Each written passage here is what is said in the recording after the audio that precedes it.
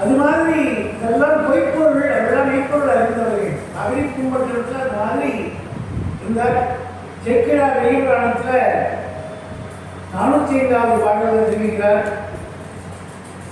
அப்புல பதியர் குடிமுதல் வணிகர் அளவில் செல்வத்து வளகையில் அமைந்தார். அப்புல பதினா அனபாய சோழனுடைய பரம்பரையில சோழ நாடு சோறு உடைத்துவாங்க. இந்த உலகத்துக்கே சோறு போடுற நாடு தமிழ்நாடு. அதுல சாப்பாடுக்கு பஞ்சமில்லாத நெல்மணிகளை விளைவித்து தருவது தஞ்சை தரணி. சோழ நாடு தான் சோறு உடைத்துனே பேரு. அந்த காலத்துல இந்த காலத்துல எந்த காலத்துல மணியும் பொன்னும் முத்தும் விளைவிக்கக்கூடிய மண்ணும் பொன்னும் நிறைந்திருக்கும்படி பொன்னி வளநாடு காவிரி சூழ்ந்த காவேரி பூம்பட்டினம். அந்த பதியில அனபாய சோழ மன்னனுடைய குடிமுதல் வணிகர் அப்படின்னா முதல் வணிகர்னா முதல் வணிகர்னு ஒரு பொருள்.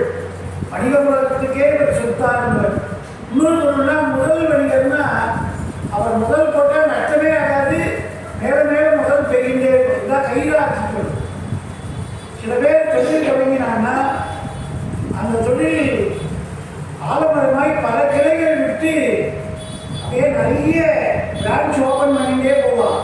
அது மாதிரி தொழில் பல்கி பெருகும். அவளுக்கு அது மாதிரி ஒரு கை பணத்தை போட்டு முதலுக்கு மோசம் இல்லைன்னு அவர் அது மாதிரி முதல் பெருகின்றே போவோம். ஓட்ட முதல் பலவாய் பெருகும், வட்டிக்கு வட்டியா பெருகின்றே. அது மாதிரி முதல் தர வணிகர் அளவில் செல்வத்து வலகையில் அமைந்தார். சொல்றார் மெய்ப்பொருள் நாயனார் எப்படி சார் இருந்தார் காவிரி பூம்பட்டினத்துல. அதை பற்றி சொல்லணும்னா முதலுக்கு பஞ்சமில்லாத செல்வ வணிகர்கள் எப்படி இருப்பாளோ அது மாதிரி ஒருத்தர் இருந்தார் சார் அனபாய சோழ மன்னன் வம்சத்தில். அவர்தான் மெய்ப்பொருள் நாயனார். செக்கர் வெண்மிரை சடையவர் அடிமை திறத்தின் மிக்கவர் மறைஜலம் வழியால் மிக்கஜீர் அடியார்கள் யாரினும் வேண்டும் யாவையும் இல்லை என்னாதே இக்கடற்படி நிகழ்வும் கொடுக்கும் இயல்பின் என்றவர் உலகில் பகையளவு இருக்கின்றார். சரி, அவர் எப்படி வாழ்ந்தார் அது ஒரு விளக்கம் சொல்லுவோம் அப்படின்னா அதுக்கு சேக்கிழார் பெருமான் சொல்றார். அவருக்கு நிறைய பணம் காத்திருக்கு, பெரிய தலைவர்கள். நீங்க நிறைய பணம் இருக்கிறவன்னா காக்கைக்கு எச்சரிக்கையால காக்கா ஓட்ட மாட்டார். இந்த நான் சொல்ல வள்ளலார் பெருமான் திருவருட்பாடு சொல்றார். கூறுகின்ற காக்கைக்கு ஒரு எச்சில் பருக்கையேனும் ஈயாத கொடியறையும் கொடியே. இப்படிப்பட்ட வார்த்தை. காக்கா கரையிறதுன்னா நம்ம வீட்டுக்கு விருந்தாளி வரான்னு அர்த்தம். இவன் நானே மாச கட்சியில் அவங்க வெடிச்சுட்டு இருக்கேன். இந்த விருந்தாளி வேற சோத்து கொண்டு உட்கார்ந்தானா எங்க போகுது அப்படின்னு சாட்டுட்டே இருக்கிறவன் காக்கா கத்துறதுனால போய் ஓட்ட போறான். அப்படி ஓட்ட போகும்போது கையில் இருக்கிற அந்த எச்சில் 10 சூடு ஓட்டும்போது கீழே விழுந்து அதுக்காக சாட்ட போதும் பயத்துல தொண்டைக்குழி வரைக்கும் வச்சு ஒழுங்கி எடுத்துட்டு வெறுங்கையால காக்கா ஓட்டான்.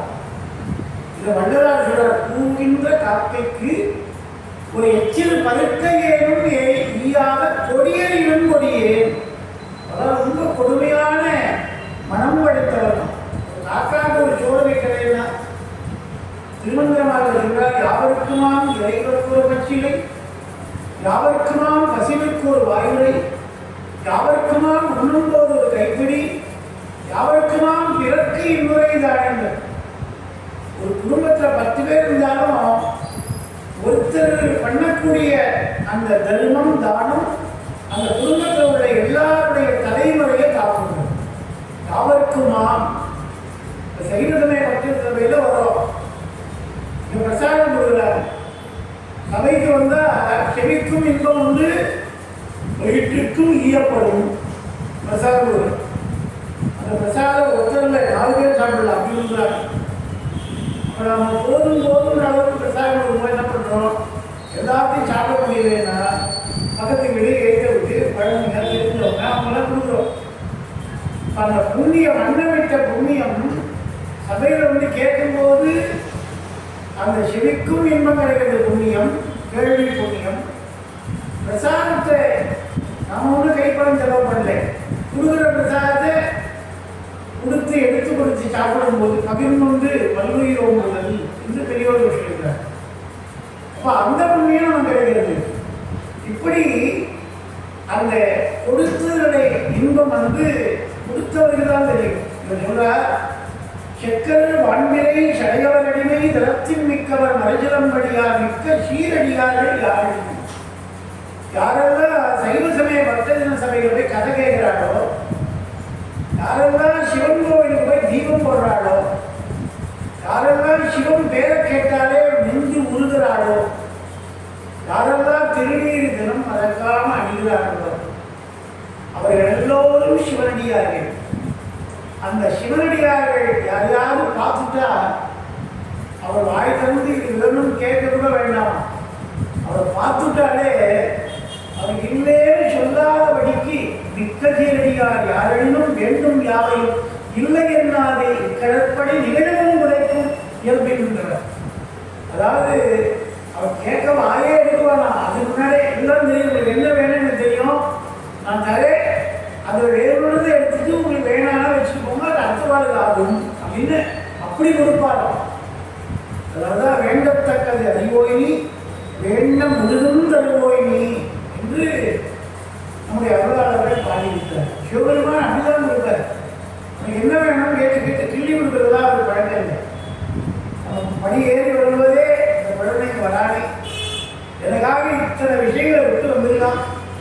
வீட்டில் மனைவி காத்துருப்பாள், கணவன் காத்துருப்பாள், நோயாளியான தாயார் காத்துருப்பாள், தந்தையார் காத்துருப்பார், டிவி சீரியல் காத்துருக்கும், எல்லாம் விட்டுட்டு வந்திருக்காள். வாழ்க்கை என்ன மனக்குறை இருந்தாலும் நாம நிறைவேற்றி வைக்கணும்.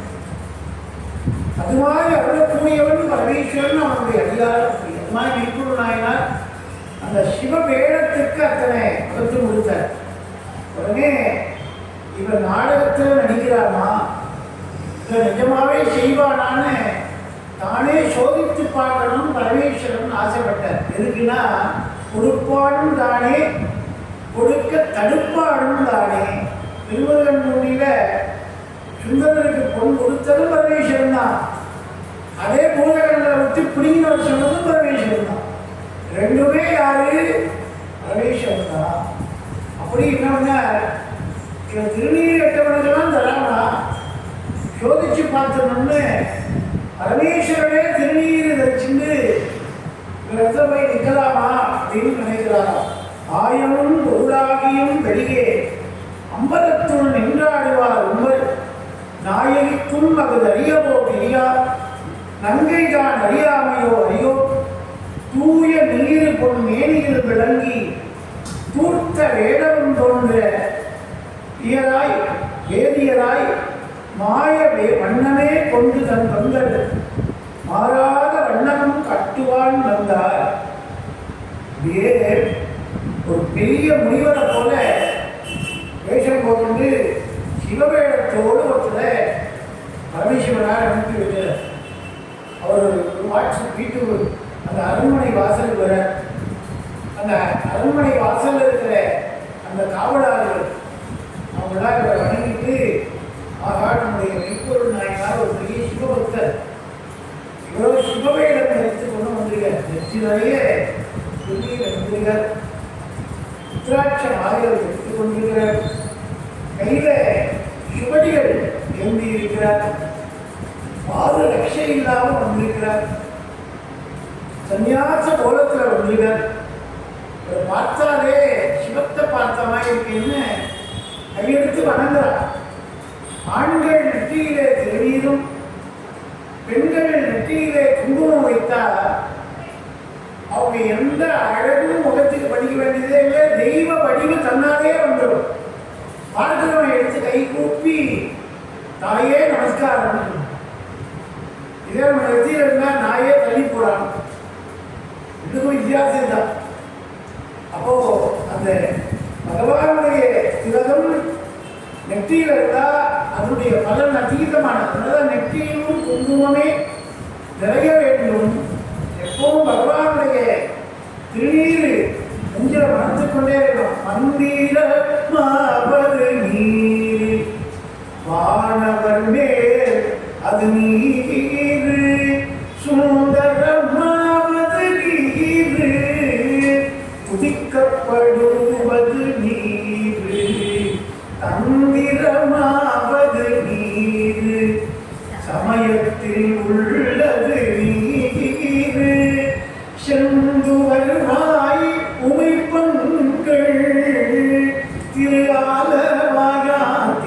நீரே ஆலவாயார் திருநீரே ஆற்றல் அடல் விடையே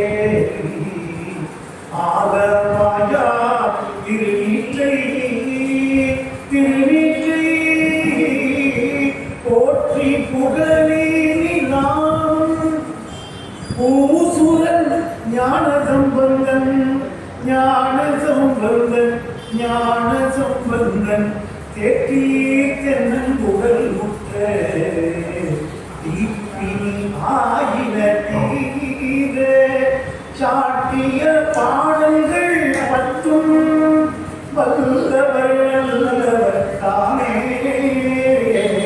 வல்லவர் நல்லவர் தானே. திருநீற்று பதிகத்தை நம்ம ஒரு முறை ஓதினாலும் உச்சரித்தாலும் காதாலே கேட்டாலும் அந்த திருநீற்றை கண்ணில் ஒத்திந்து நெத்தியில தெரிச்சாலும் அது செல்வம்னு பேர். திருநீர் தான் செல்வம். பகவானுடைய திருநீர் சமயத்தில் உள்ளது நீர். எப்பெல்லாம் நமக்கு மனக்கட்டம் வருதோ வனக்கட்டம் வருதோ வழியில பயம் வருதோ சத்துன திருநீர் எடுத்து சிவாய நம என்ற நெத்தியில எடுத்துட்டா அந்த க்ஷணமே போயிடுமா. மந்திரமாவது இல்லை, எந்த மந்திர தந்திரங்களும் தெரிய வேண்டாம். அந்த திருநீரை எடுத்து எட்டாச்சுன்னா அப்படியே நம்ம பிடித்த தோஷங்கள் பாவங்கள் எல்லாம் போயிடும். எதுக்கு உதாரணம் தேற்றி தென்னங்குரல் முற்ற தீப்பினி ஆகின தீர சாற்றிய பாடல்கள் பத்தும் வல்லவர் நல்லவர் தாமே. அதான் நல்லவராயிடும். அப்படிப்பட்ட திருநீர். அந்த திருநீர் எட்டுங்கிறார். அதை பார்த்தோடனே கையெடுத்து கூப்பிடுறான், சாமி அவளை பார்த்தாலே மறைவல்ல முனிவர் வாய் இருக்கு, நீரே மெய்ப்பொருள், என்னுடைய மன்னன் உம்மை கண்டால் மகிழ்ந்து போவார், நீ வாழும் உள்ளேன்னு அவையே அழைச்சிட்டு போறான். என்ன அவ்வூரை கேட்டு இயற்பகையார் யாரும் ஒன்றும் உன் மக்கள் உண்டாகி அன்னரெம்பிரான் அடியவர் உடமை ஐயமில்லை நீ அருள் செய்து என்ன மண்ணும் காதல் மனைவியை வெண்டி வந்தது என்கிற அங்கனர் எதிரே சொன்ன போதிலும் உண்மையும் மகிழ்ந்து தூய தொண்டனார் தொழுதுரை செய்வார். 410வது பாடல் மெய்ப்பொருள் நாயனாருடைய புராணத்தில் பாடுறார் செக்கிறார் அருமான். நேர அவர் பேர் முத்தனார் பேர். ஒரு சிறு குறுநில மன்னர்.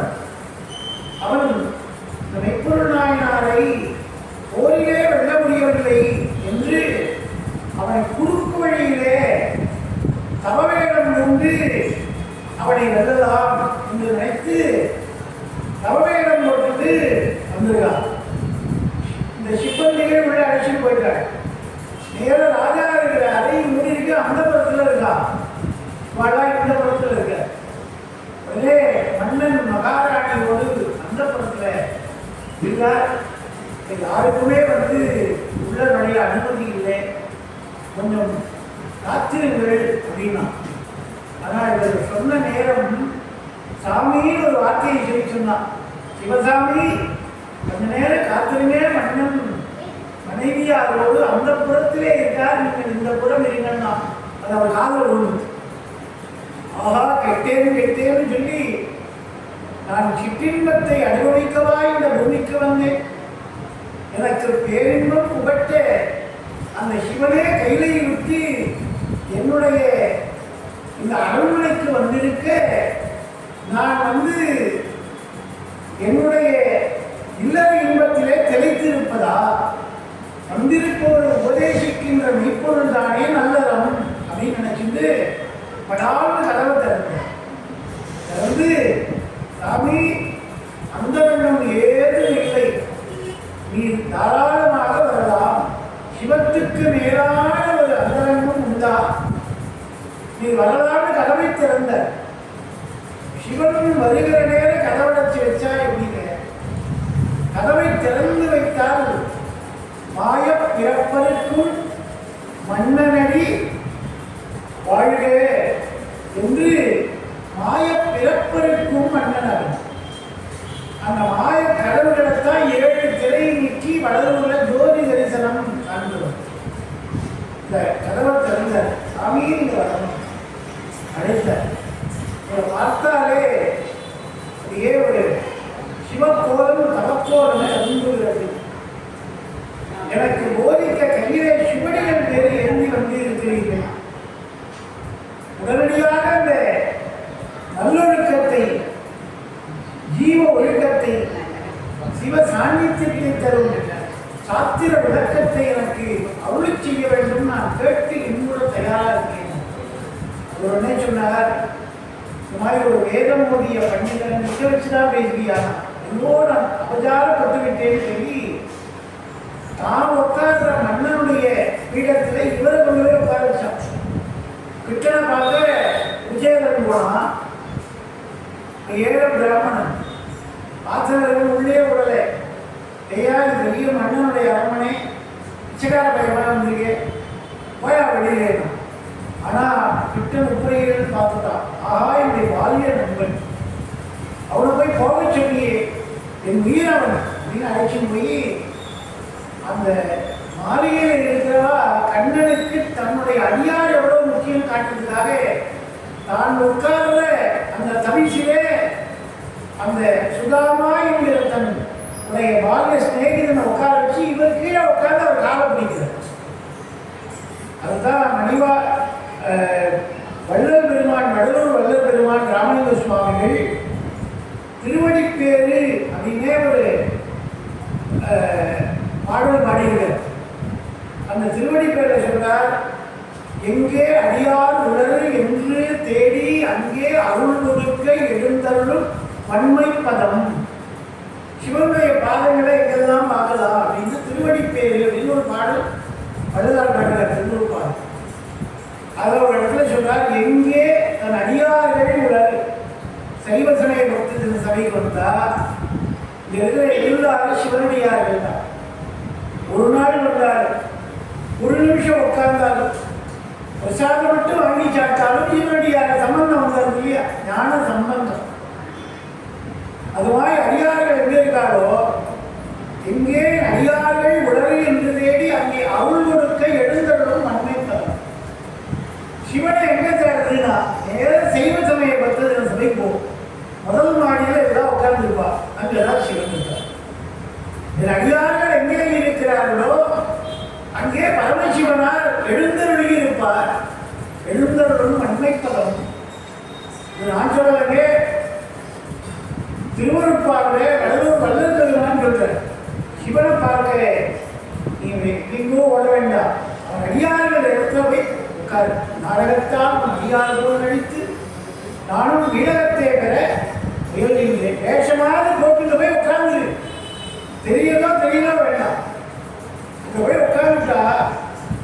இவரும் சொல்றார், அருணகிரிநாதரும் ஒரு இடத்துல விடுதலை சற்றும் தருவேனே போதமில்லேனே அன்பால் கெடுதல் இல்லாத தொண்டரோடு கூட்டியவார். நான் ஒரு நாள் ஒரு காக்காவுக்கு சோறு வச்சதில்லை முருகா, ஒரு ஞானி நூலை படித்ததில்லை முருகா. யார்? அருணகிரியார் சொல்ற, கந்தர் அவதாரம், கந்தர் அந்தாதி, கந்தர் அன்புரி, வேல்வருத்தம், மயில்வருத்தம், ஜெயவருத்தம், திருப்புகள் எவ்வளவு பாடுகள். மிக ஒரு திருப்புகள் பதம் பிரிக்கணும் முடியும். ஆனால் அவர் சொல்ற போதம் இல்லை, எனக்கு புத்தியே கிடையாது முருகா. நான் ஒரு காக்காவுக்கு சோறு வச்சதில்லை முருகா. விடுதலை சற்றும் கருதேன், சற்றும் கருதேன், ஒன்று கூட நினைச்சு கூட பார்க்கிறேன். காக்காவுக்கு சோறு வச்சா புண்ணியம் கிடைக்கும் நினைச்சே பார்க்க. சற்றும் கருதேனை போதமில்லையே. ஆனா என்னை எங்க கொண்டு போய் சேர்த்தா முருகன் தெரியுமா? அன்பால் கெடுதல் இல்லாத தொண்டரோடு கூட்டியவன். அடுத்தவனை கெடுக்கணும்னு நினைக்காதவன் தான் அன்பர்கள், சிவனடியார்கள். கெட்டாலும் மென்மக்கள் மென்மக்களே. ஒருத்தர் தன் உயிரையே எடுக்க வந்தாலும் நீயும் நன்னா இருப்பா, இது நான் செய்த பாவத்தின் பலன் அப்படின்னு நினைப்பானவன். அவன் தான் அன்பர்கள் பேர். அன்பும் சிவமும் இரண்டு என்பார் அறிகிறார். அன்பும் அன்பே சிவமாவது ஆறும் அறிகிறார். அன்பே சிவமாவது ஆறும் அறிந்தபின் அன்பே சிவமாய் அமர்ந்திருப்பார். சிவம் வேற அன்பு வேற கிடையாதுங்க. யார் எல்லாத்தையும் சகித்துக் கொண்டு இருக்கானோ அவர் தான் சிவம். எல்லாம் தெரிந்தாருக்கு ஜீவனே சிவம் இல்லையா? அப்படி சொன்னார் சாமி. அதாவதவர் வந்திருக்கீங்க, எனக்கு அந்த ஞான தெளிவை கொடுக்க வேண்டும் அப்படின்ற இதுவும் ஞானம் வந்த வாழ்நாள் 274 தேவார தலங்களிலே முதன்மையான இந்த சிற்றம்பலம் என்கிற சிதம்பர தலத்திலே தேவாரம். கற்றான் எரியோமி கலிகை வாராமே, கற்றான் எரியோமி கலிகை வாராமே, செற்றார் புகழ் தில்லை சிற்றம்பலனார், செற்றார் புகழ் தில்லை சிற்றம்பலனார், முற்றாகா திங்கள் முதல்வள் பாதமே, முற்றாகா திங்கள் முதல்வள் பாதமே, பட்டாரை பட்டாது காவமே, கற்றான் எரியோம். அதனால்தான் யாகம் பண்ண வேண்டாம், வேள்வி பண்ண வேண்டாம், தானம் பண்ண வேண்டாம், தர்மம் பண்ண வேண்டாம், 12 திருவரைகள் செய்ய கவலைப்பட வேண்டாம். இதுதான் நடக்கிற ஒரு சிவத்தில சேத்திரத்தையோ செய்வ சமய பக்தியோ போய் தேவேன சிவமேன உட்கார்ந்துட்டா போதும். ஒரே ஒரு நிமிஷம் போய் உட்கார்ந்துட்டா போதும். கற்றாம் எரியோம்பி கலி வாராமே, செற்றாட் புகழ் தில்லை இட்டம்பலவனார், முற்றா வெண்திங்கள் முதல்வன் பாதமே பற்றாக நின்றாருக்கு. அடியார் கூட்டத்தில் போய் ஒரு க்ஷணம் உட்கார்ந்துட்டா மோட்ச பிராப்தி என்பது கிடைக்கும். நம்ம பற்றாது பாவமே, நம்ம எந்த தோஷமும் அண்டாது. தீயை அணிந்த எந்த பொருளும் தீ வடிவமாக இருக்கும். ஆனா அந்த தீ வடிவம் ஆயாச்சுன்னா அந்த தீயை எந்த பொருளாவது சுட முடியுமா? எந்த பொருளாக தொட முடியுமா? அதனாலதான் ஜோதி ஆக்கினோங்கிற. ஜோதி ஜோதி ஜோதி சுயம் சுயம் ஜோதி. நம்முடைய ஜோதி அந்த ஜோதியில கலந்துச்சுன்னா எதற்கு நம்ம சுடுவதற்கு எதுவும் வராது. நம்ம கடல் அவனை சுட்டுடும். அப்படின்னு பயப்படுவான். ஒரு சொல்றாரு, சாமி எனக்கு அந்த சிவஞான போதத்தை கையில சூடி வச்சிருக்கீங்களே சொல்லுவானா. அவன் சொன்னா இது விரித்த பொருள் இல்லை, மறைபொருள். இது விரித்த பொருள் மறைபொருள். நீங்க ஒரு சம்சாரத்தெல்லாம் வச்சுன்னு கேட்க முடியாது. அவன் குழம்பு வருகிறது இறக்கிட்டு வாங்கன்னு வாங்கதான், இல்லை 3 விஷயம் விட்டுச்சுன்னா அணைச்சுன்னு போடுவா. பால்கார வாசலில் பால் பாக்கெட் போட்டுருப்பா, எடுத்துட்டு வாங்க, அப்போதான் காப்பி. இவர் காப்பி கேட்டால் காப்பி போடுறத தவிர எல்லா வேலையும் சில பேர் வாங்குவோம். வீட்டுக்கு சில பேர் வேலைக்காரி வச்சுப்பா, உடம்பு முடியல. அந்த அண்ணா காப்பி ரெடியானா வேலைக்காரி காப்பி போட்டு கொடுக்கறதுக்கு எதிர்பார்க்க வேலை தானே போட்டு சாப்பிட மாட்டாளா? அது மாதிரி ஒரு வேலைக்காரிகள் இருக்கிறாரு. வேலை செய்யவா அவளுக்கு நாம வேலை செய்யணும். அது மாதிரியான உண்மை சில இடங்கள்ல. அது மாதிரி இயற்பகை நாயனார் ஐயா எனக்கு கொண்டு போனா இல்லை உன் மனைவியா இருக்காரு, இன்று நீர் எனக்கருள் செய்தது இயற்பகையார் உடனே இயற்பகையார் எனக்கு சொந்தமான பொருளை கேட்டாகையால் எம்மிரான் எனக்கு தந்த வேறு என மகிழ்ந்தார்.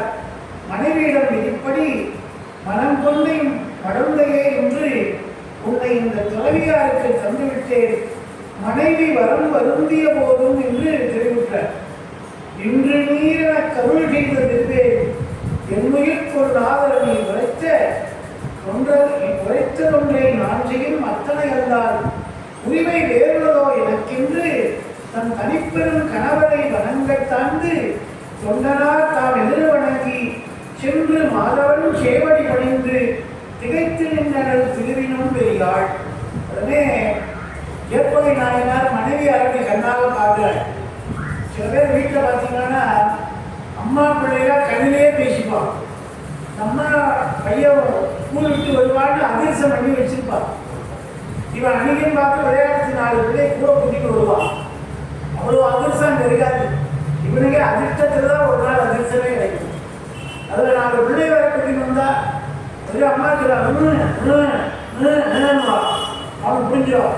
ஓ, உனக்கு மட்டும் அதிர்ஷ்டம் உள்ள இருக்கு, எல்லா பையனையும் குத்தின்னு வராதே, அப்படியே உட்கார வை, உள்ள போய் சாப்பிட்டு வாயெல்லாம் தொடச்சின்னு அப்புறம் வெளில வாங்குவான். அவன் சொல்கிற கண்ணிலேயே புரிஞ்சுப்பான். சில பேர் போயிட்டு இருக்கிறா, நான் உள்ள போய் கையை வந்து வரையும் போட்டு எடுத்து வாயில கொடுத்து வந்துடுவான். அப்படி பிள்ளைக்கு அடுத்தவனுக்கு கொடுக்கறதுக்கு பத்தாதுன்னா கண்ணிலேயே பேச்சுவா தாய். இவனு கண்ணிலேயே புரிஞ்சுப்பான். புரிஞ்சுன்னு அந்த குழந்தை வாய் கேட்கும். இது கண்பாட்டைன்னு பேரு. வாய் திறந்து சொல்ல மாட்டாள், ஆனால் கண்ணை பார்த்தா புரிஞ்சுக்கிறது. அது மாதிரி மெய்ப்பொருள் நாயனார் தன் மனைவியாக பார்க்குறார். சொல்றார், குடும்பத்தோடு உட்காந்து கேட்கறதுக்கு இந்த டிவி சீரியல் இல்லை, இது மறைப்பொருள் வேற ஞானம். இதை தனிமையில் நீ இருக்கணும், நான் இருக்கணும், நான் குருவாக சொல்லணும், நீ சிஷியனாக கேட்கணும். அப்படிதான் இதை சொல்ல முடியும்னா வேற ஒருத்தருக்கு சொல்லக்கூடாது. அதான் அழகாக பெரியவர் சொன்னார்கள், குருமொழி என்பது கேளாதவருக்கு உரைக்காதே. யார் கேட்கணுன்ற தன்மையோடு வராரோ அவருக்கு தான் தரணும், கேட்காதவங்க தரக்கூடாது. ஆனால் சில பேர் விளம்பரத்துக்காக கேட்பான், அவனுக்கு தரக்கூடாது. அமெரிக்கான்னு சொல்றார், போய் சும்மா முருகன் கிட்ட போய் எனக்கு உபதேசம் பண்ணு. அவர் சொன்னார், சும்மா ஐயா, நீங்க வாங்கிட்டு போய் ஊருக்கு உபதேசம் பண்ண போறேன், சும்மா அறிந்த. அவர் ஒன்றும் புரியல.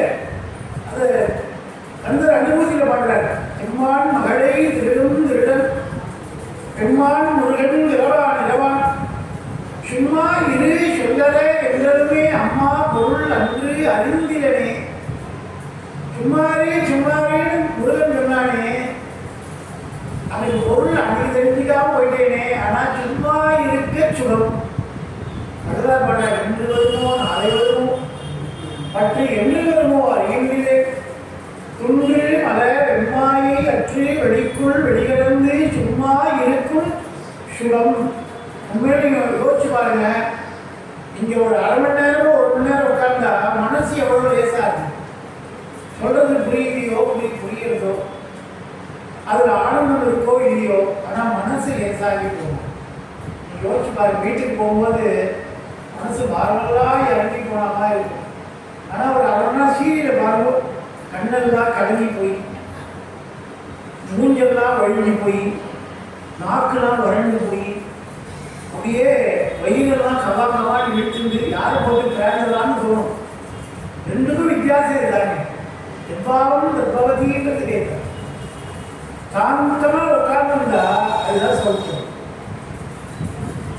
அப்படி சும்மா இருத்தல் சுகம்னு அதுல நம்ம இங்க எந்த வேலையும் செய்ய போறதில்லை. ஏதாவது பண்ணுறோம், சும்மா உட்கார்ந்து உடனே காதுதான் கேட்கறது, வாய் வச்சது, வேற என்ன செய்யும்.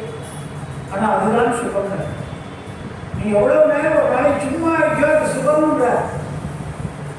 அப்படி இவர் சொல்றார், உன் மனைவி இருக்கும்போது சொல்ல முடியாது, நீ நான் தனித்து இருந்தால்தான் சொல்ல முடியும். உடனே அப்படி பார்க்கிறார் மனைவியை. அவர் புரிஞ்சு போச்சு. உடனே நேரம் வந்தால் காலில் விழுந்தால் நமஸ்காரம் பண்ணார். அவர் சொல்றார், என்னுயிர் கொண்ட ஆதரவு நீ உரைத்த ஒன்றை நான் செய்யும் அத்தனை எல்லா உரிமை வேறுள்ளதோ. ராமநாதா, கட்டின கணவன் பதியை பத்தினியாக தெய்வம் என சொல்வாரா. வள்ளுவரே சொல்ற, பெய்யன பெய்யும் மழை, தெய்வம் தொழால் ஒழுனம் தொழுதி எழுவாள் பெய்யன பெய்யும் மழை. கட்டின கணவனை வணங்குவாள், தெய்வத்தை கூட வணங்க மாட்டாள் பதிவர்த்தைகள். அவர்கள் சொன்னால் மழை கூட பெய்யும், நில்லுனா மழையும் நிற்கும். சூரியனையே நிறுத்தினாள் நலாயினி, சூரியனை முடிக்காம போகணும்.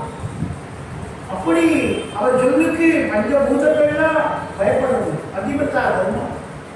சொல்றார் அது மாதிரி, சுவாமி கட்டின கணவன் சொல்லுக்குமே ஒரு சொல்லுதுக்கா. அது அந்த காலத்தில் சொல்றேன். இப்பதான் மனைவி சொல்லுக்கு மேல சொல்லுதுக்கான்னு தெரியுமா? சாரிமா ரெண்டு தெரிஞ்சா கணவன்மார் பழிச்சிக்கலாம். இதே 2 ஸ்வரம் தான், சரிமா சாரிமா. அது மாதிரி போயிடணும். ஏற்றி பேசினா கடைசியில் எதுவும் கிடைக்காது. கேட்கும்போது ஆனால் சில இடங்கள்ல சொல்றேன்,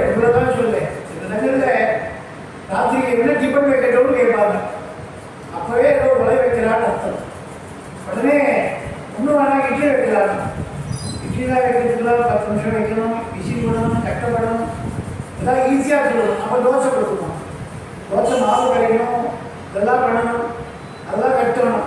அப்புறம் சப்பாத்தி சொல்லணும், நீங்களா எப்படி கொடுப்பீங்க அப்படின்னு ஒவ்வொன்றுத்துக்கும் ஒரு காரணம் இருக்குது. சரி என்னதான் பண்ணலாம்னு இருக்கேன்னா ரவா உப்புமா வாங்கி வந்திருக்கே, போன இடத்துல சைவ சமையல் சமையல் வச்சு அதை தான் சாப்பிடுவோம். சரிம்மா, அப்போ தான் முடிஞ்சுப்போம். அப்போ முதல்லயே சரின்னு சொல்லிட்டா அது அந்த விஷயம் முடிஞ்சு போயிடும். ஆனால் என்ன வேணும்னு கேட்கும்போது பிரச்சனையை ஆரம்பிக்கிறது. அப்போ இவர் என்ன சொல்றா, ஐயா சொன்னதை கேட்டுக்கொண்டேன், இதை விட இதுக்கு மேலே பொருள் இருக்கா? எப்பொருள் யார் யார் வாய் கேட்கணும் அப்பொருள் மெய்ப்பொருளுக்கு அன்பது இருக்கு. உங்களுக்கு விதிக்கப்பட்ட கர்மா குருபதேசம் பண்ண ஒருத்தர் வந்துதான் அவர்கிட்ட நீங்கள் தாழ்ந்து பணிந்து வணங்கி அந்த குருபதேசம் பண்ணணும். எனக்கு விதிக்கப்பட்ட கர்மா உங்கள் சொல்லை நான் மதித்து நடக்க வேண்டும். அதனால நீங்க சொல்லாத முன்பு நான் இவ்விடத்தை விட்டு அகன்று செல்கிறேன் அப்படின்னு வணங்கி புறப்படுகிறாராம். தன் தனிப்பெரும் கணவரைன்னு போட்டுக்கலாம, தனிப்பெரும் கணவரைன்னா கணவருக்கு மேல ஒரு தெய்வத்தை ஒரு வணங்கத்தை அர்த்தம். எக்கிறாபெருமான் அவ்வளோ ஒரு அழகா அந்த திருத்தொண்டர் விழாக்கிறார். தன் தனிப்பெரும் கணவரை வணங்க தாழ்ந்து சொன்னார் தாம் எதிர் வணங்கி சென்று மாதவரை சேவனை பணிந்து. முதல்ல கணவனார் வணங்குகிறாள், அதுக்கடுத்து மந்தவரை வணங்குறார். எதுக்குன்னா இவர் இத்தனை நேரம் என் பிராணம் வாங்கிட்ட, இனிமே நீ வந்து சிக்கியிருக்க, நான் நிம்மதியாக போய் சீரியல் பார்ப்பேன், ரெண்டு பேரும் எப்படியாவது கேள்வி விட்டு போகும்.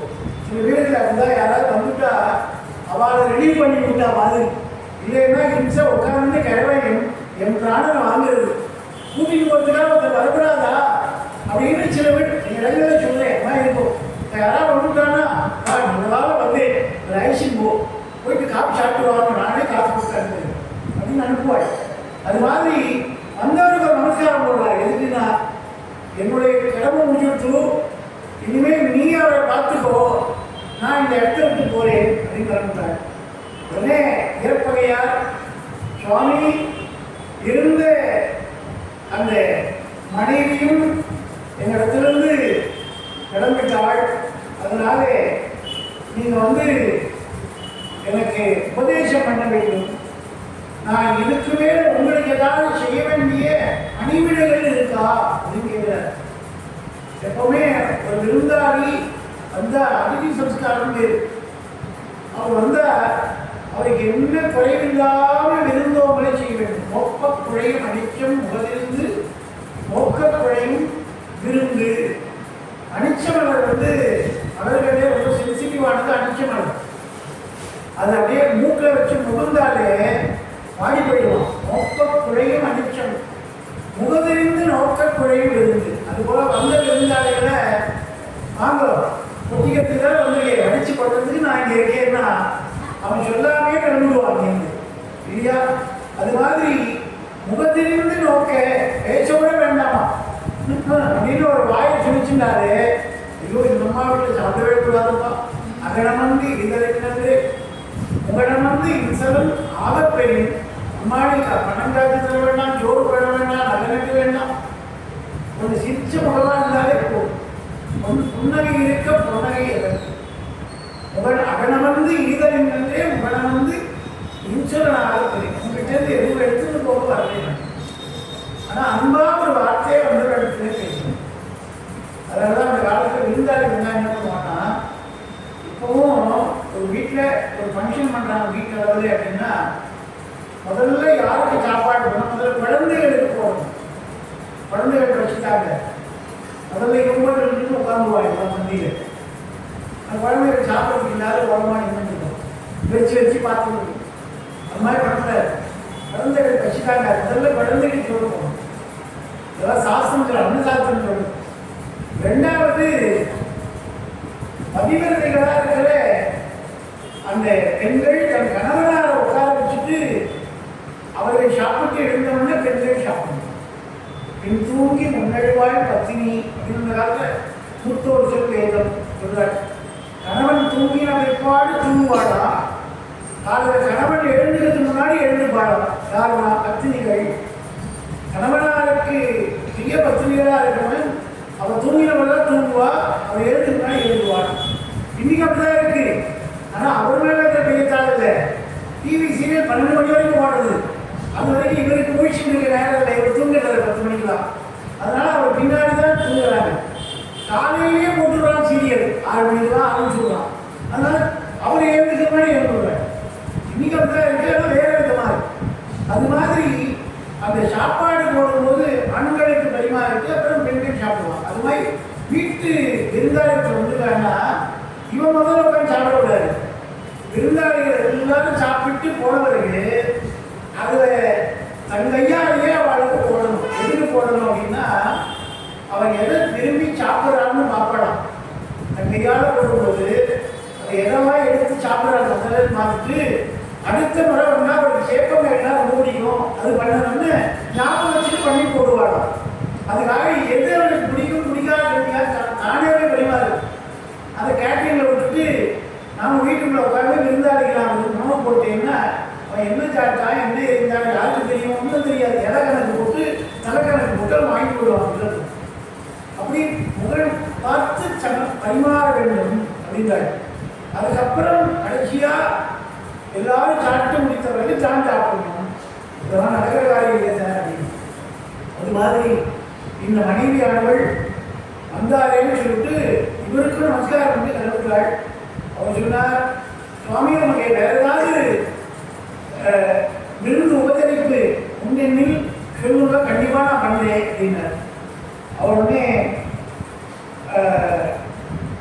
நான் வந்து குருவாக இருக்க வேண்டும், நீ வந்து சீடனாக இருக்க வேண்டும், நான் உனக்கு பொருள் உணர்த்த வேண்டும் சொல்லிட்டு என்ன பண்ணா மூவே, அதாவது எப்படி வந்திருக்கார் அவர் பார்த்தா துறவி வேஷம் போட்டுருக்கார். அவர் கையில் ஒரு ஓலைச்சுவடி ஒன்று முடிந்து வைத்திருக்கார். கையில் வச்சிருக்கார், ஓலை கட்டு முடிந்து வச்சிருக்கார். அது ஆனால் உண்மையான ஓலை கட்டு இல்லை, அதுக்குள்ள ஒரு குருவாழ மறைத்து வந்துருக்கான். இது வந்து மெய்ப்பொருள் இல்லை, பொய்ப்பொருள். பார்க்கறதுக்கு ஞான பணுவலை சாஸ்திரம் மூல பொருளாமே கட்டி கொண்டு வந்துருக்கான்.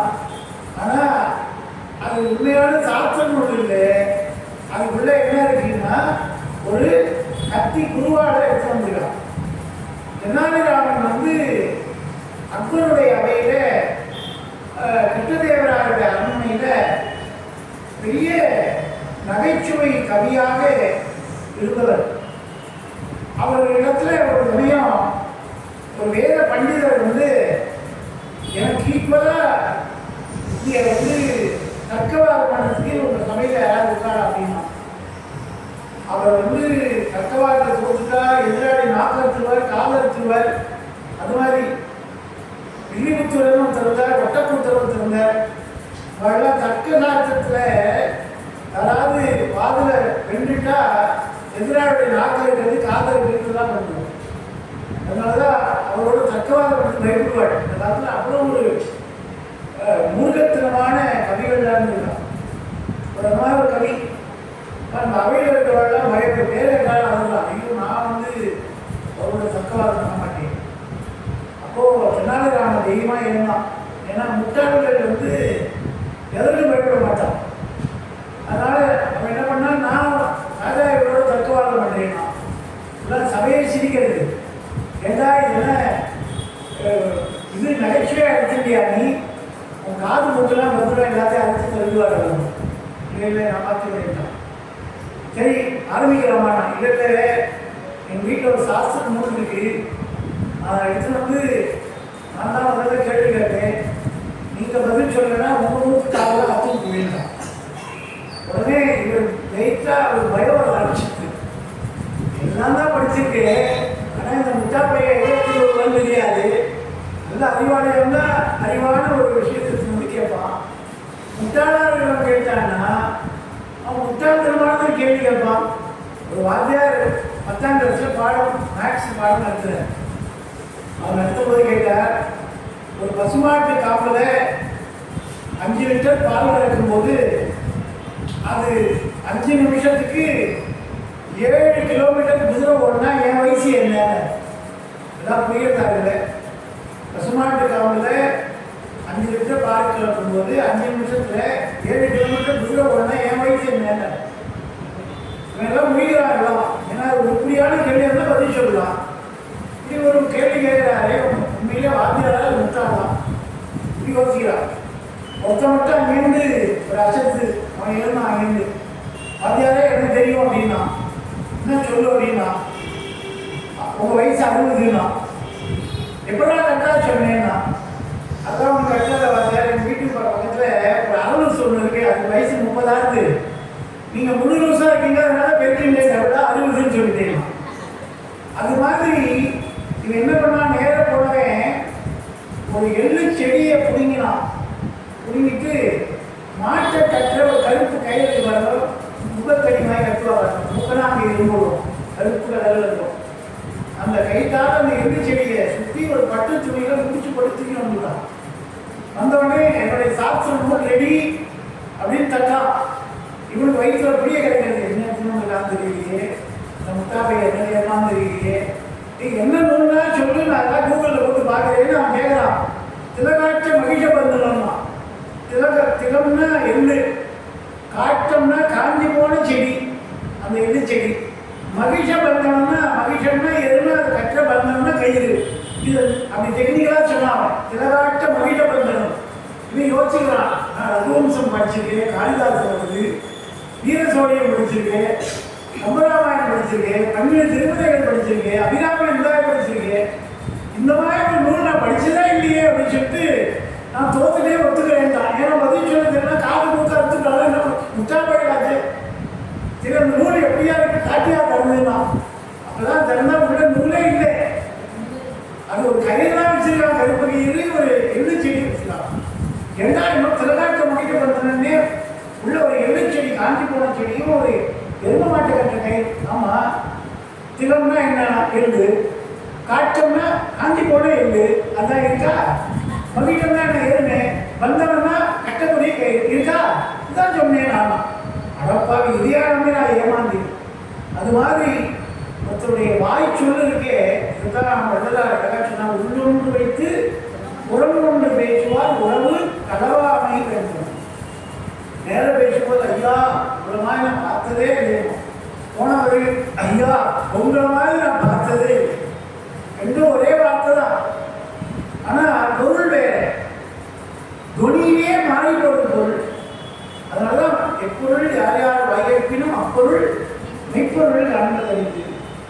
அதில் இந்த முத்தநாதன் அப்படின்ற குறுநில மன்னன் அவன் மறைத்து வைத்திருக்கிற ஓலைச்சுவடியை திறந்து உனக்கு நான் உபதேசிக்க வேண்டும்னா நீ சீடனா உட்காரணும் நான் நேர குருவா உட்காரணுமா குருநாதன் சொன்ன சீரத்தை நல்ல தெளிந்து அறிவார் சிவயோகிகளே காலத்தை வென்றிருப்பார் மறைப்பார் வெறும் கர்மிகளேன்னு கந்தர் அலங்காரத்தில் அருணகிரிநாத பெருமான் சொல்றார். ஒரு குருநாதர் சொல்கிற உபதேசத்தை யாரு கேட்டு தெளிவு பெற முடியுமோ அவர்களெல்லாம் காலத்தை வென்றிருப்பார்கள். காலத்தை வெல்லுதுன்னா யமதர்மனுடைய பாசத்தை வென்ற ஒரு மாரியண்டைய நபரை என்னைக்கும் 16 வாழ்ந்தாங்க. அப்படி காலத்தை வென்றிருப்பார் அவர்கள் சிவயோகிகள் அப்படின்னார் அருணகிரியாரோட வார்த்தை. முருகனுக்கு பக்தர் அவர். ஆனால் என்ன சொன்னார் சிவயோகிகளே காலத்தை வென்றிருப்பார் சிவயோகிகளே மறிப்பார் வெறும் கருவிகளே. ஒருத்தர் ஒரு புதுதான வச்சு வச்சு தின்றான் பாருங்க அவன் கருவிகள் இருக்கார் அதெல்லாம் மறிப்பான். யார் ஒருத்தர் ஒழித்து வைத்து உண்கிறார்களோ அவன் சிவப்பதத்தை சேர முடியாது மறிப்பான் வெறும் கருவிகளே இருக்கார். அப்போ இவன் மறைப்பொருளை விரித்து சொல்லுகிறேன்னு சொல்றாருன்னு உடனே என்ன பண்ண சொல்லு போனான். போன உடனே அந்த இதை எடுத்தார். இதை உட்கார வச்சு கீழே உட்கார்ந்து சொல்லுங்கன்னு வாய்ப்பட்டி குனிஞ்ச நேரம் பார்த்து மடார்னு குருவாடை எடுத்தா அவருடைய நெஞ்சில முதுகில ஓங்கி குத்திட்டார். வீரனுக்கு அழகு நேருக்கு நேர் சண்டை போடணும் பின்னாடி இருந்து குத்தக்கூடாது. அது வீரனுக்கு அழகே கிடையாது. ஒரு புலி பசி வந்தாலும் திங்காது, மாடு தான் திங்கும், புலி வந்து திங்காது. ஒரு சிங்கம் நாட்டுக்கே ராஜா. ஆனால் அதை வேட்டையாடும் போது அடித்த இலை வந்து வலது பக்கம் விழுந்தாலும் சாப்பிடும், அதுக்கு இடது பக்கம் விழுந்தால் சாப்பிடாது. 6 அறிவு மனிதனுக்கு இருக்கு, 5 அறிவு தான் இருக்குது. ஆனால் அதுகள் கூட உணவுல கூட ஒரு நியதி வச்சிருக்கு, ஆகார நியதி.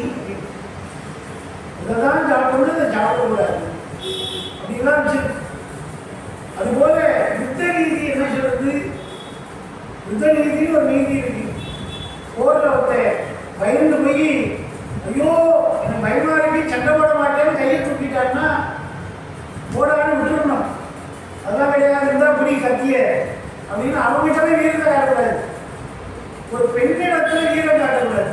அதனாலதான் ஜனஸ்தானத்துல ராமாயணத்துல கரண் தூஷணம் திரிசிரன்னு சூர்பனகை மூக்க அறுத்த உடனே அண்ணான்னு கூட்ட உடனே ஜனஸ்தானத்திலிருந்து 3 அண்ணா ஓடி வந்தான். சூர்பனகை அண்ணா சீதைய லக்ஷ்மணன் பொறுப்புல ஒரு குகையில இருக்க சொல்லி ராமன் தனி வீரனாக அவங்கள 14 சேனாதிபதி 14,000 வீரர்கள் இவ்வளவு பேர் வந்தான். கரண் தூஷணன் திரிசிரன் 3 பேர், 14 மந்திரி, 14,000 வீரர்கள்.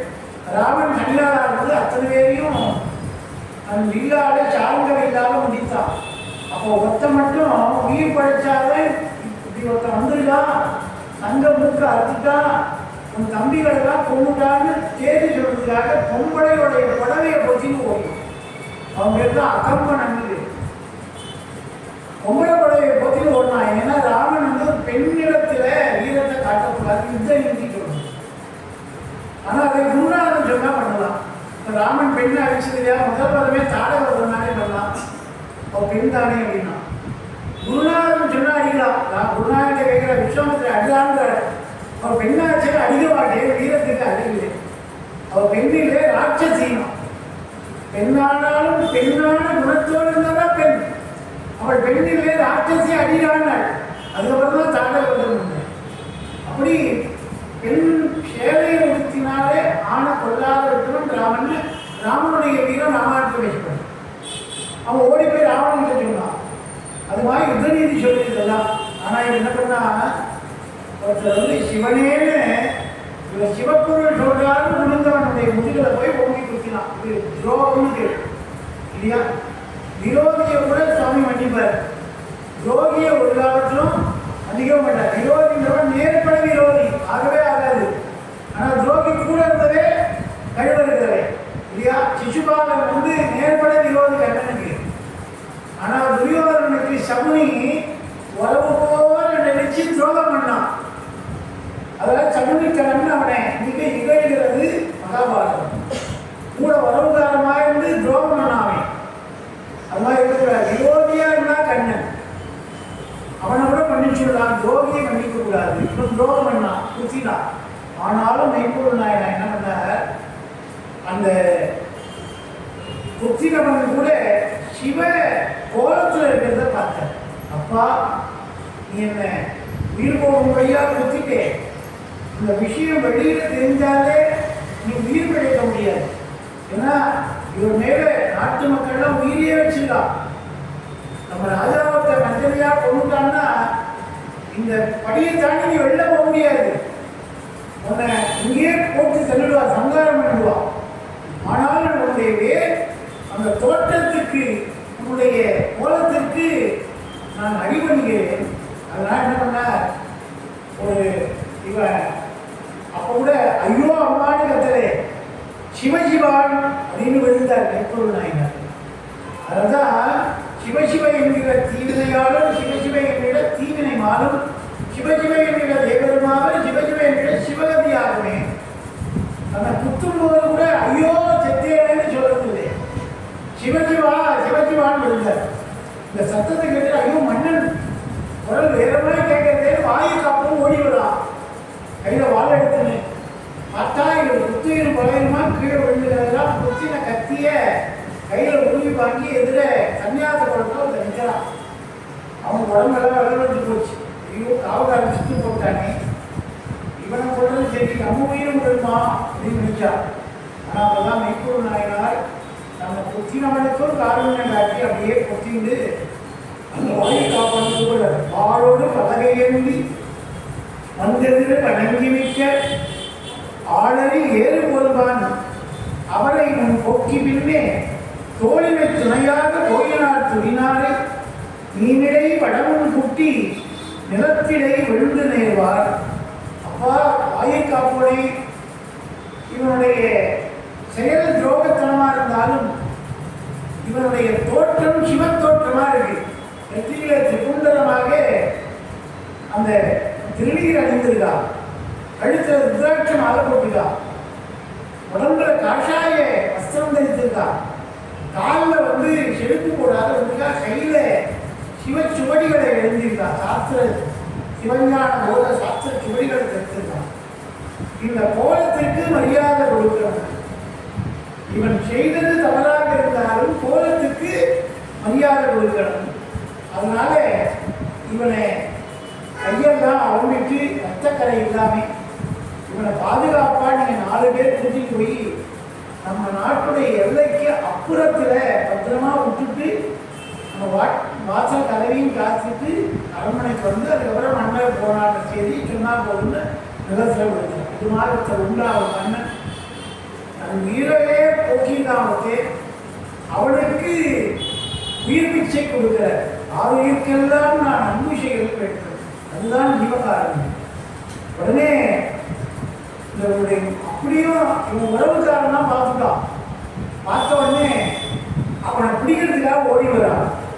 அரைமொழி அஞ்சினான் போய் மாத்தினை பறக்கமாறும் இறைவனே அஞ்ச வேண்டாம் ஏற்பகை விடுவென்ன கோபம் கொண்ட ஏற்பகையா நீங்கள் வழிவிடுகிறீர்களா உயிர் விடுகிறீர்களா என எண்ணினார். என்ன பண்ணார், அவன் உறவுக்காரெல்லாம் சேர்ந்து உன்னை இப்படி பண்ணவனே நான் உயிரோடு விடவே மாட்டேன்னு ஆளாளுக்கு ஒரு கத்தி எடுத்து வந்தான் அந்த வசதிக்கு. அப்போ இவர் வந்து என்ன பண்ணார், அவர்களுக்கு முன்னால தான் குற்றப்பட்ட உயிரோடு அப்படியே எழுந்து கையில் ஒரு வாழை எடுத்துட்டு போல, இவனை யாராவது தொட்டிங்கன்னா நான் உறவு கூட பார்க்க மாட்டேன், உங்களை வெட்டி சாட்சிடுவேன். இவர் சிவன் அப்படின்றது. மறை அறிவி மந்திரன் போய் மாதினை பார்க்கவானும் இறைவனே அஞ்ச வேண்டாம். அவனவா சொல்றான், தன்னை குத்தினவனே நீ வந்து சிவனே, நீ இறைவனே அஞ்ச வேண்டாம், நான் இருக்கிறேன், கடைசி வரை உங்களை விடுதலை அடைச்சிருப்பேன். பெருவிரல் ஆளி என்ன பெருங்கொழி சிதற நோக்கி அறியப்பட்டு வந்த கடலரும் இப்பத்தாரை ஒருவரும் எதிரமில்லாமே ஓடிப்போய் பிழைமன்றே எரிச்சுடர் வாழில் கூறால் துணிக்கின்றேன் என்று நேர்ந்தார். உறவுக்காரர்கள் எல்லாம் துரத்தி விட்டார். துரத்திட்டு நான் அவருக்கு துணையா வருவேன்னு அவர் துணையா போறார். சென்றவரை தடுத்த ஓரில் ஏற்பகையார் கீழ் மஞ்சுனை வாழையாக காரிகை மாறிவந்து துண்டினர் தோழந்தாலும் தலைகளும் துணித்து விழுந்து பெண்ணோடு புலிவே என்ன சுமர் விளைவாட்டில் நிற்கார் என்று அப்படியே கூட வந்து அவனோடு அழைத்து செல்கிறார். சென்றவுடனே கையிலே வாழேந்தி எதிர் வந்தவர்கள் எல்லாம் விளக்கி உயிரோடும் போரோடும் மெய்ப்பொருளால் முன்வந்து புத்தியாக எல்லைகளை விட்டு வந்தேன் என்று அவர்கள் வந்து சொன்னவனே சென்றடி வணங்கி நின்று செய்தவர் இடம் கொண்டு வென்றவருக்கு இடையூர் என்று விட்டனன் என்று போல இன்றெனக்கு ஐயன் செய்தது யார் செய்ய வல்லார் என்று நின்றவன் தன்னை நோக்கி நிறைவேறும் கருணை கூர்ந்தார். இவன் போய் சொல்றா, ஐயா நீங்க சொன்ன மன்னருடைய ஆணைக்கு இணங்க இந்த உங்களை கொல்ல வந்தவனை வேற யாரும் தடுக்காத வண்ணம் அழைத்து கொண்டு போய் நான் எல்லையிலே விட்டு விட்டு வந்துவிட்டேன். அவர் வந்து சேஃப்டியா போயிட்டார் முத்தனாரன் அப்படின்னு சொன்னவனே இன்று எனக்கு ஐயன் செய்தது யார் செய்ய வந்தார் அப்படின்னு சொல்லி என்ன நினைக்கிறார்னா, குத்தினவன் குருநில மன்னனா இருந்தார், தன் வீரத்துக்கு சமமானவனா இல்லாதவனா இருந்தாலும் அவன் மறைமுறையாக மறைத்து வந்து வாழாட குத்தி இருந்தாலும் அதில் துரோகம் இருந்தாலும் ஒரு விஷயத்தை நினைக்கிறார். என்னன்னா, என் உயிர் விரிந்தது யாராலேனா ஒரு சிவக்கோலம் தரித்தவராலே என் உயிர் விரிந்தது. அப்ப என் உயிர் வந்து ஒரு காட்டுல நாய்க்கோ நரிக்கோ கழுகுக்கோ மருந்துக்கோ இரையாகாமல் நான் ஒரு துர்மரணத்தை எய்தாமல் ஒரு சிவ வேடமிட்டவருடைய கையால் எனக்கு மரணம் கிடைத்திருக்கிறா. இது சிவப்பதங்கிற செம்மையே ஆய சிவப்பதம் நல்கி அப்படிங்கிறது. அப்படி இது இன்றெனக்கு அயன் செய்தது யார் செய்ய வந்தார் என்பது உடனே பார்த்தார் சிவபெருமான். இப்படி ஒரு கருணையால் வடிவமான ஒரு மெய்ப்பொருள் நாயனார் உண்டா என்று சிவபெருமான் காளை வாகனத்திலே அம்மை ஒரு வாகனாக எழுந்தருளி அவர் முன்னே காட்சி கொடுத்து, அப்பா உன்னுடைய அந்த மெய்ப்பொருளை நீ எந்த அளவுக்கு பொய்ப்பொருளையும் மெய்ப்பொருளாக உணர்த்தும் வண்ணம் சிவவேடம் போட்டு வந்தால் நீ மதிக்கிறேன்னு காரணத்துக்காக நான் இப்படி ஒரு கஷ்டத்தை கொண்டு பண்ணினேன், சோதனை பண்ணினேன். இந்த முதலாவது நான் தான் ஏறினேன். ஆனால் உன் உயிரே போனாலும் சிவவேடத்துக்கு உயர்ந்த ஒரு மரியாதையை கொடுப்பேன், உயிரை கொடுத்தேனும் சிவத்தை தாங்குவேன்னு காட்டினவர். இதை உலகத்துக்கு காட்டுறதுக்காக உண்மையிலே மெய்ப்பொருள் கண்ட நாயனார்னா நீதான்னு சொல்லி சொன்னார்க்கு இமயப்பாவை துணைவனார் அவரும் நம்மை கண்டவாய் எதிரே நின்று காட்சி தந்தருடைய மிக்க அண்ட வானவருக்கு எட்டா அருட்கடல் நீடல் சேர கொண்ட வார் இடையறாமல் கும்பிடும் கொள்கையின்றார். 489 பாட்டிலே மெய்ப்பொருள் நாயனாருக்கு முக்தி பேரை நல்கிறார். அது நன்கு போய் சொன்னார், அந்த வானவருக்கு எட்டா அருட்கடல் நீடல் சேர பிரம்மாவும் நாராயணனும் தேடி பார்க்க முடியாத பாதங்கள் உடையவன் பரமேஸ்வரன். பாதாளம் ஏழினும் கீழ் சொத்த சிவ பாதமலர் போதார் கைமுடி எல்லா பொருள் முடிவே. அப்படிப்பட்ட அந்த அருட்பெரும் ஜோதியாகிய இறைவனுடைய பாதங்களை மெய்ப்பொருளான பாதங்களை மெய்ஞான திருவடியை அந்த வாசனாம் பட்டருக்கு பாரிக்கும் ஆரியனுடைய திருவடிகளை நேச இருள் கழிந்து நெஞ்சில் வந்தவர பேராக நின்ற பெருங்கருணை பேராக அவன் முன்னாலே நின்று அந்த வானவருக்கு ஏற்ற அருட்கடல் நிகழ்ச்சியில கொண்ட வார் இடையறாமல் நீ கொண்ட இந்த ஈசனுடைய பக்தி இருக்கே சிவபக்தி, இதுக்கு ஒரு தடைவராத வண்ணம் கும்பிடும் கொள்கையின்றார். இனிமே இங்கே இருந்தாலே பூலகத்துல புத்தத்துக்கு ஒருத்த வருவான், சொத்தை குடும்பத்துக்கு ஒருத்த வருவான், உன்னை சோதனை பண்ண ஒருத்த வருவான். நீ நேர கைலாசத்துக்கு வந்துரு, அங்க என்ன மீறி ஒத்தனும் வர முடியாது. நான் அங்க வரவன் கூட என்னை பார்த்தான்னா அவனே சிவனாகி விடுவார்.